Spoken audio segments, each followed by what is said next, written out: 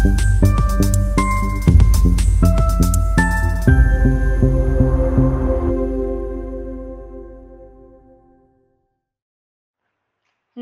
से खबर।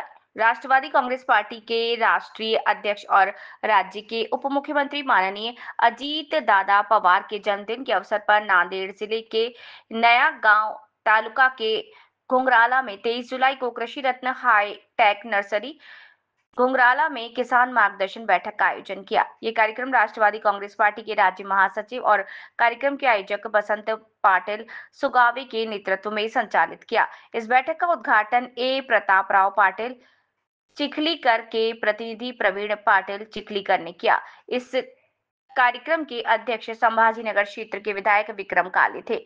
इसके साथ ही राष्ट्रवादी कांग्रेस पार्टी का नववर्ष नांदेड़ जिला दक्षिण अध्यक्ष शिवराज पाटिल, होटलकर दिलीप राव पाटिल, धर्माधिकारी शिवाजी पाटिल, गाड़ीवान शिवाजी पाटिल, कुशनूर अशोक पाटिल, वड़ाजे और शिवाजी पाटिल, धर्माबाद शेषराव पाटिल चौहान, दीपक पाटिल धर्माबाद और अन्य उपस्थित थे। साथ ही साथ पंजाब राव दक ने कहा कि अगले 4 दिनों में नांदेड़ जिले में बहुत बारिश होगी, नदियां और नहरें उफान पर होंगे। उन्होंने किसानों का मार्गदर्शन भी किया और कहा कि अगले 4 दिनों में भारी बारिश होगी।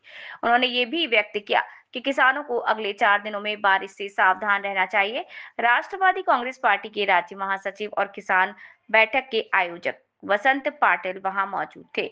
वहां बैठक बड़े पैमाने पर क्यों आयोजित की गई, नांदेड़ जिले के हजारों किसान और कार्यकर्ता इस बैठक में शामिल हुए। राष्ट्रवादीचे युवा नेते आणि या गावचे उपसरपंच बसंत सुगावे पाटलांनी शेतकरी मेळाव्याचं आयोजन केलेलं होतं।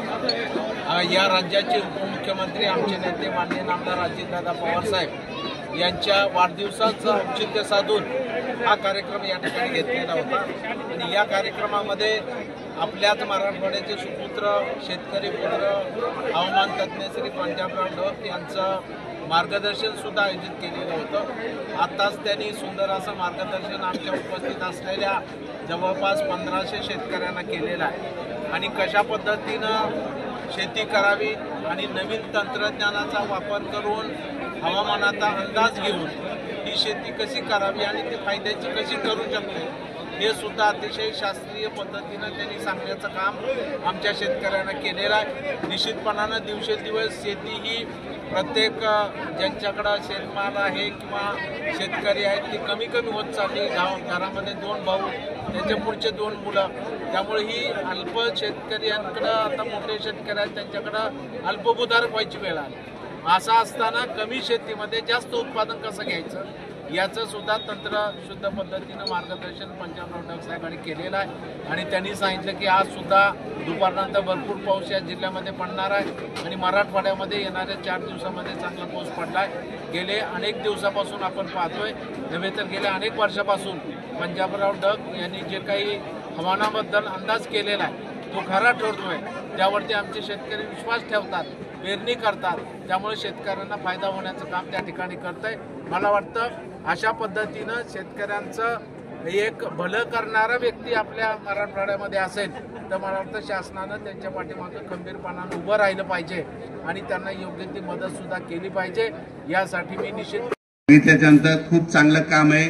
आता भविष्यामध्ये तुम्हाला सांगतो अंधार होत चाललाय, अंधार होत चाललाय आणि तुमच्या या घुंगराळा तालुक्याला जिल्हा परिषदला एक नेता पाहिजे। मग तो नेता कसा पाहिजे तर पाटलासारखा पाहिजे। म्हणून परत एक धन्यवाद देतो आणि विषयाकडे बोलतो। आजच्या कार्यक्रमाचे अध्यक्ष विद्यमान आमदार साहेब विक्रमजी काळे साहेब, तसेच स्टेजवर बसलेले सर्व मान्यवर, सगळ्यात महत्त्वाचे माझे प्रगतशील शेतकरी, तरुण शेतकरी, वयोवृद्ध आणि माझी जी हवामानाची न्यूज तुमच्या नांदेड जिल्ह्याला पोहोचणारे माझे सगळ्यात महत्त्वाचे पत्रकार बंधू, वार्ताहर बंधू, सोशल मीडिया वार्ताहर, पत्रकार, इथं असलेले सगळ्यात महत्त्वाचे प्रगतशील शेतकरी, तरुण शेतकरी, वयोवृद्ध, पंचकृषीतून आलेले सर्वांना नमस्कार करून विषयाकडे बोलतो। आज सुरुवातीला अंदाज सांगतो, पाऊस पाहिजे का अंदाज सांगतो की आज आहे 23 जुलै। आज हे कार्यक्रम संपल्याच्या नंतर तुमच्या नांदेड जिल्ह्याला मात्र खूप पाऊस पडणार आहे, म्हणून तुमच्यासाठी आनंदाची बातमी।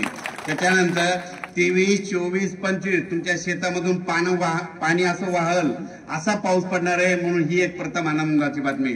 त्याच्यानंतर तुमच्या नांदेड जिल्ह्याची पासिंग सर्व्हिस आहे 26-27 ला तर खूपच पाऊस पडणार आहे, म्हणून परत एकदा आनंदाची बातमी. म्हणजे सांगायचं झालं तर 28 जुलैपर्यंत